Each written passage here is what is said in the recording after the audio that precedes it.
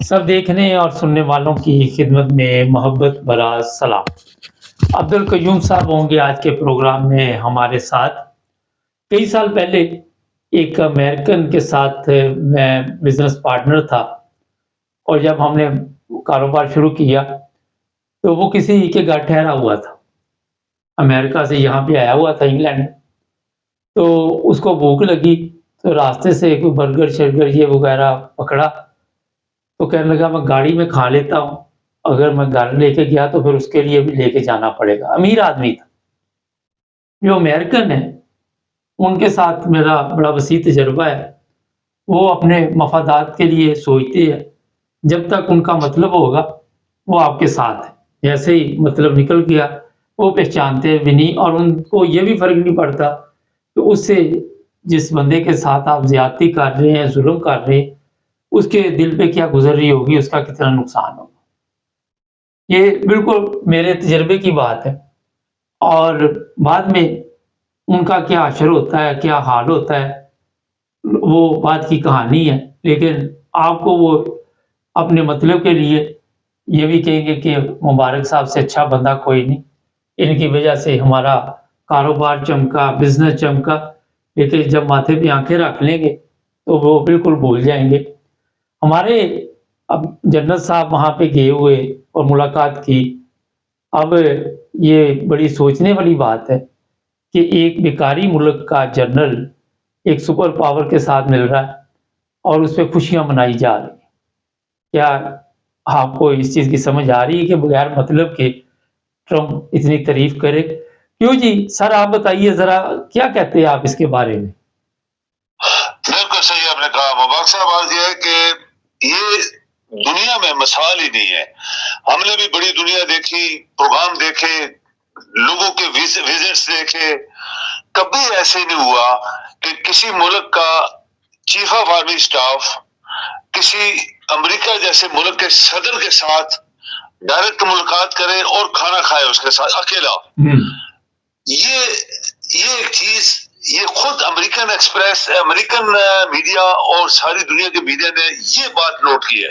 ये special occasion था कि ट्रंप जैसा आदमी जो कि इसके खिलाफ बातें कर रहा था, इमरान की फेवर की बातें कर रहा था, आज उसको बुला के अपने साथ बिठा के खाना खिलाता है, अपनी कैबिनेट के साथ मिला के मीटिंग करता है। ये हैरान कुन एक बात थी। और पाकिस्तान के अंदर जो सिस्टम है, जो वजीर आजम है, जो जैली पार्लियामेंट है, जैली सदर है, जैली वजीर आजम है, जैली कैबिनेट है, जैली एमएनए हैं, उनके ऊपर उनके मुंह पे तमाचा है। बहुत बड़ा तमाचा है ये कि तुम दुनिया के फराडी, बददियानत, हरामखोर और लानती लोग हो। तुमसे तो चीफ ऑफ आर्मी स्टाफ जो कि एक लालची, एक साजिशी, एक चापलूस, एक मतलब प्रस्त, एक मौका प्रस्त, जिसको तुम लोगों ने 4 स्टार जनरल बनाया था, वो तुमसे फायदा उठा के, जिसने काम भी नहीं किया, कुछ भी नहीं किया 3 दिन की जंग में, वो फील्ड मार्शल बना दिया तुमने। वो फील्ड मार्शल आज अमेरिका में गया। मुबारक साहब ये पॉइंट नोट करने वाला है। इतना पैसा लगा पाकिस्तान का कि ये शख्स काफी दिनों से वहां बैठा है, अपनी पूरा हिसाब किताब पार्टी लेके। कितने लोगों को इन्होंने कितना पैसा दिया होगा लॉबीज को कि किसी न किसी तरीके से मुझे ट्रंप से बात करवा दो। ये वैसे नहीं हो गया मुबारक साहब, ये बहुत पैसा लगा है, $1 मिलियन लगे होंगे, लोगों को दिया होगा, लोगों ने ट्रंप को कहा होगा मिल लो मिल लो मिल लो, तो तब जाके ये मीटिंग हुई है। पाकिस्तान को कितना नुकसान हुआ है, आपकी गवर्नमेंट, आप पाकिस्तान के मुंह पे तमाचा लगा है। और फिर इसके बाद ट्रंप ने क्या बोला होगा, जो आपने अभी कहा था, बगैर मतलब के कभी ट्रंप किसी को लिफ्ट नहीं देता। ट्रंप जिन लोगों, जो भी बाहर के मुल्क के सदूर आए, वजीर आजम आए, आपके सामने आए, उनसे मिलता है, उनकी हमेशा तारीफ करता है। ये जो यूक्रेन के सदर जब मिला था, बड़ी तारीफ की थी, is a very good man, Ukraine is a very good country, सो और जाते जूते मार को उसको निकाल दिया था।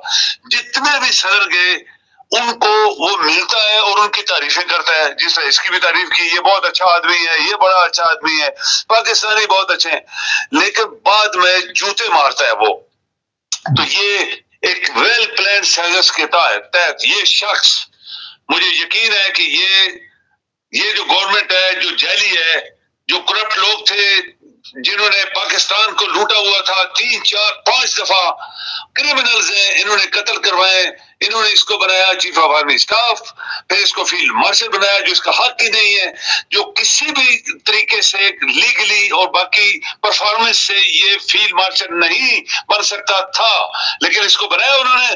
آج ان کے منہ پہ جوتے لگے ہیں، ان کا منہ کالا ہوا ہے، وہ بغیرت لوگ ہیں نا۔ اصل بات ہے کہ وہ بغیرت جو آرام کی کمائی کھا رہے ہیں پاکستان سے، وہ ان کو فرق نہیں پڑے گا، وہ بولے گا ہمارے 2 سال اور لگ جائیں گے، لیکن یہ شخص سازشی آدمی ہے، یہ کچھ بھی پاکستان کے خلاف کر دے گا۔ مبارک صاحب یہ اپنا چیز نوٹ کر لیں۔ سر یہ بتائیے کہ نارمل تو ہوتا ہی ہے جب ملاقات ہوتی ہے، پھر دونوں لیڈر سامنے آتے ہیں، پھر میڈیا سوالات کرتی ہے، کوئی ایسے کا ماحول نظر آیا آپ کو؟ بالکل نہیں۔ دیکھیں یہ امریکن جو پریزیڈنٹ ہے، یہ امریکہ کے بڑے بڑے اینالسٹ یہ کہتے ہیں کہ یہ صرف بزنس مین ہے، یہ ڈپلومیٹ نہیں ہے، یہ سیاستدان نہیں ہے، اس کے اندر وہ گٹس ہی نہیں ہے جو کہ بڑے بڑے قابل لوگوں میں ہوتے ہیں۔ یہ صرف دوسرے سے کچھ لینا چاہتا ہے، ہر بندے سے لینا چاہتا ہے، ہر ملک سے لینا چاہتا ہے۔ اس کو بلا کے اس نے کیا کیا کہا ہوگا، ہم ایران کے اوپر اٹیک کریں گے یا اس کے اٹیک نہیں بھی کریں گے تو ہم ایران کو کنٹرول کرنا چاہتے ہیں اپنے سیٹلائٹ سے، تو ہمیں جگہ دو، وہاں پہ ایک اڈا دو ہوائی جہازوں کا، نمبر 1۔ نمبر 2، اگر ہم ایران پہ اٹیک کرتے ہیں تو تم ہماری کیا مدد کر سکتے ہو، اور کافی چیزیں ملٹری کے جو انٹرسٹ ہے وہاں پہ وہ اس سے مانگی ہوں گی۔ اور یہ جو بندہ ہے یہ چونکہ لالچی ہے، یہ سازشی بھی آدمی ہے اور یہ موقع پرست بھی ہے، تو پاسبلی اس کو فیلڈ مارشل جو اوپر لگا کے گھوم رہا ہے، اور 24 گھنٹے آپ دیکھیں اس کی سر پہ ہیٹ ہوتا ہے، کبھی سے ٹوپی نہیں پہنی۔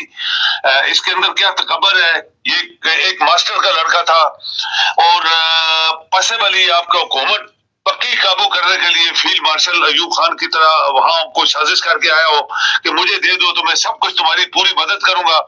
تو یہ سوال جب وہاں پہ بیٹھے ہوتے ہیں آپ کے جرنلسٹ صاحب جیسے لوگ، تو پھر سوال کریں گے نا، تو اس کا جواب نہیں دے پائے گا یہ، اور نہ وہ ٹرمپ دے سکتا ہے۔ یہ بالکل سیکرٹ قسم کی ایک قسم کی میٹنگ تھی جس میں اس کی کیبنٹ یہ بندہ تھا۔ یہ ایک بہت بڑی بات ہوئی ہے، یہ ساری دنیا نے اس کے اوپر بات کی ہے، یہ ہو نہیں سکتا تھا۔ سارے پروٹوکول کراس کر کے ٹرمپ نے اس کو کس طرح بنا لیا۔